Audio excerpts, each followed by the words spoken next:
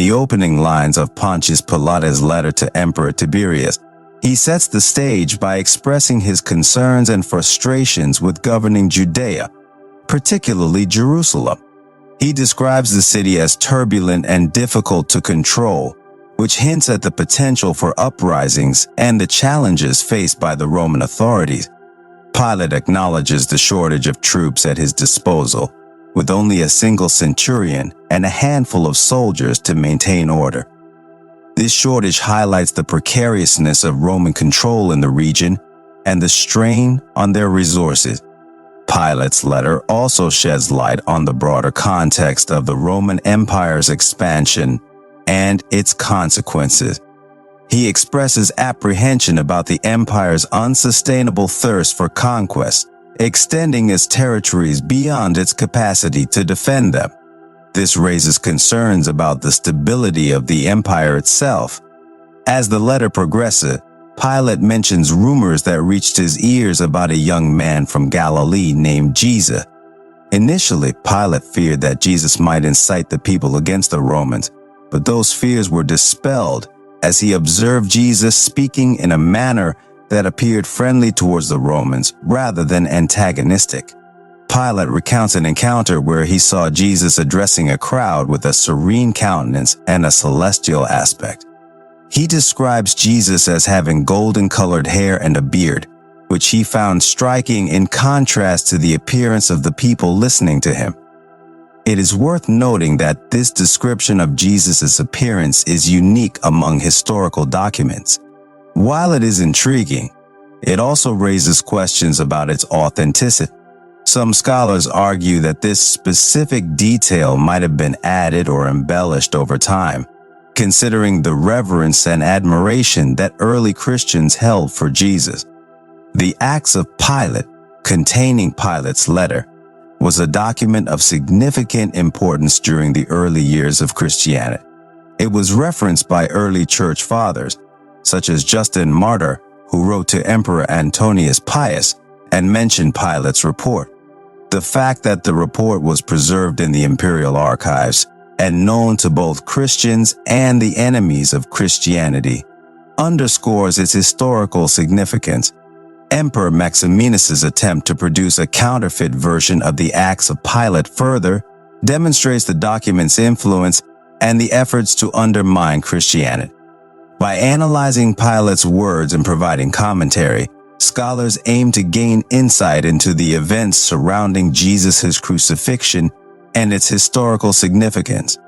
The Acts of Pilate serves as a crucial historical artifact that sheds light on this pivotal moment in history. Through a series of episodes, scholars examine the document to offer a deeper understanding of the context, motivations, and decisions surrounding Jesus' trial and crucifixion. The Acts of Pilate, also referred to as the Gospel of Nicodemus, is an apocryphal document that claims to contain Pontius Pilate's report to Emperor Tiberius regarding Jesus, encompassing his miracles, trial, crucifixion, and resurrection. While the authenticity of the document is debated among scholars, its existence and the references made to it by early church fathers indicate its historical importance. The letter is believed to have been written by Pilate himself, with the intention of defending his actions and reputation before the emperor. It is plausible that Pilate would have written such a report, considering the political climate of the time. The report allegedly includes details not found in the canonical Gospels, which has piqued the interest of scholars and historians seeking to uncover additional information about Jesus' life and the events surrounding his crucifixion. The Acts of Pilate gained significant recognition and respect among early Christians. References to the document by church fathers, such as Justin Martyr and Tertullian, suggest that it was regarded as a reliable account of Jesus' crucifixion. Justin Martyr, in his letter to Emperor Antonius Pius, specifically mentions Pilate's report as an important piece of evidence. This demonstrates that the letter was known and held in high regard within Christian communities during that time. Interestingly, the enemies of Christianity also recognized the importance of the acts of Pilate. Emperor Maximinus, in AD 311, sought to undermine Christianity's influence by producing a counterfeit version of the document. This act further emphasizes the significance and impact that the original acts of Pilate had within the Roman Empire. The description of Jesus' appearance in Pilate's letter is particularly intriguing. Pilate portrays Jesus as having golden-colored hair and a beard, which stands in contrast to the typical appearance of the people in the region. This detail is not found in any other historical documents, making it a unique depiction of Jesus. However, its authenticity is questioned, as it is possible that it was added or embellished over time due to the reverence and admiration early Christians held for Jesus. While the Acts of Pilate provides valuable insights into the historical events surrounding Jesus' crucifixion, it is important to approach it with a critical lens. As an apocryphal text, it is not considered part of the canonical scriptures, and its historical accuracy is still a subject of scholarly debate. Nevertheless, the document offers an additional perspective on Jesus' life and the early Christian understanding of his crucifixion. Scholars and historians continue to study the Acts of Pilate to gain a better understanding of the historical context, motivations, and decisions surrounding Jesus' trial and crucifixion. Through careful analysis and comparison with other historical sources, they aim to separate the possible embellishments from the core historical details contained within the document.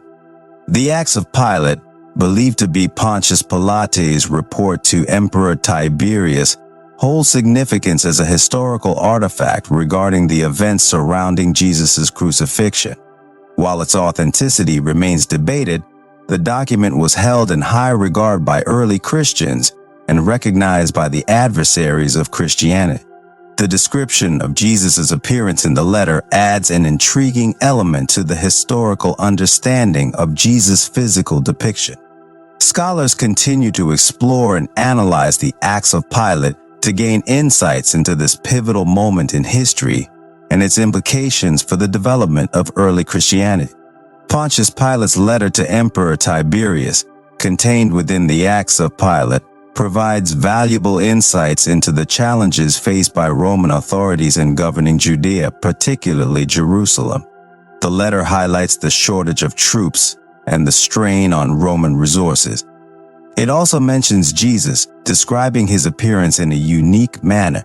While the authenticity of this specific detail is debated, the Acts of Pilate hold significance as a historical artifact and offers valuable information about the events surrounding Jesus' crucifixion. The question of whether the description of Jesus' lighter-colored hair and beard in Pontius Pilate's letter is an addition made by later scribes copying the document or an accurate portrayal raises intriguing possibilities. While it is difficult to determine with certainty, it is plausible that this specific detail may have been added by those who copied the document over the years. The Acts of Pilate, like many ancient texts, went through multiple transcriptions and translations, leaving room for potential alterations or embellishments. Returning to the narrative, Pilate continues his account, noting that he did not want to interrupt Jesus while he was speaking. Instead, he instructed his secretary, Manlius, to join the group and listen to Jesus' words. Manlius, being well-versed in the Hebrew language and a trusted confidant of Pilate, relayed to him the profound sayings of Jesus that he had heard at Shiloh. Pilate acknowledges that he found Jesus' teachings to be remarkably wise and unique, surpassing anything he had encountered in his exposure to Roman literature or philosophy. He mentions a specific instance where a rebellious Jew asked Jesus about paying tribute to Caesar. Jesus responded with the famous words, "Render unto Caesar the things that are Caesar's, and unto God the things that are God's." Pilate attributes his decision to grant Jesus freedom and protection to the wisdom displayed in this response. He believed that arresting and exiling Jesus to Pontius would have been unjust and contrary to Roman values of justice. Pilate further explains that Jesus was not seditious or rebellious, and he allowed him to freely act, speak, assemble, address the people, and choose disciples without any interference from the Roman authorities. However, this unlimited freedom granted to Jesus angered the rich and powerful Jews rather than the poor. Pilate notes that Jesus was particularly critical of the scribes and Pharisees, describing them as a race of vipers and condemning their pride and self-righteousness. These actions and words of Jesus stirred complaints and accusations against him, primarily from the wealthy elite. The escalating complaints against Jesus reached the Praetorium, and Pilate was informed that misfortune might befall him. There were precedents of Jerusalem stoning those who claimed to be prophets, and some individuals threatened to appeal to Caesar if justice was not served. Pilate admits that he lacked the necessary military strength to suppress a potential sedition, and mentions that he expected reinforcements after the Parthian War.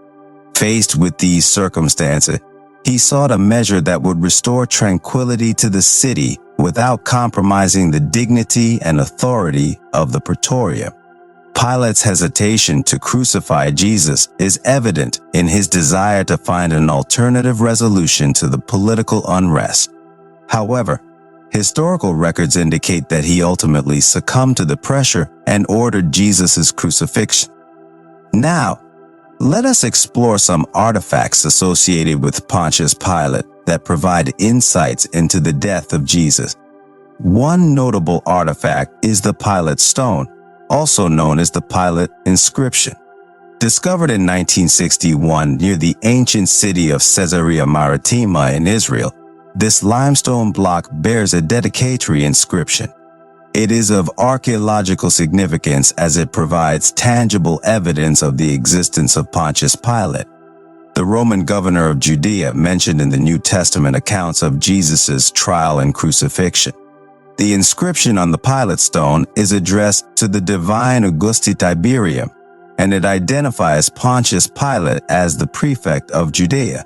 Caesarea Maritima served as an important administrative center during Roman times, and the Pilate stone was found repurposed in the staircase leading to a theater within the city. The discovery of this inscription confirms the historical presence of Pontius Pilate, further supporting the accounts of Jesus' trial and crucifixion. As we reach the end of this exploration, we invite you to share your thoughts on the authenticity of the acts of Pilate and its significance in understanding the historical context of Jesus' crucifixion.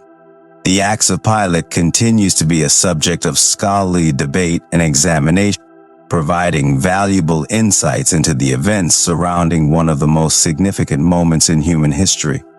Thank you for joining us, and stay tuned for more thought-provoking discussions. Goodbye.